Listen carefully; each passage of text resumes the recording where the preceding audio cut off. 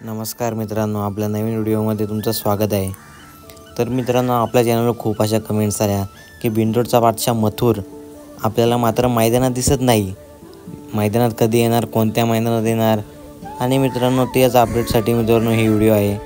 तर मित्रांनो, बिनजोडचा बादशाह मथुर हा सध्या तरी मित्रांनो मुंबईमध्ये आहे आणि आता एक कार्यक्रम होणार आहे, नागरणी स्पर्धा 2024 संगमेश्वर इथे मात्र स्पर्धा असणार आहे मित्रांनो।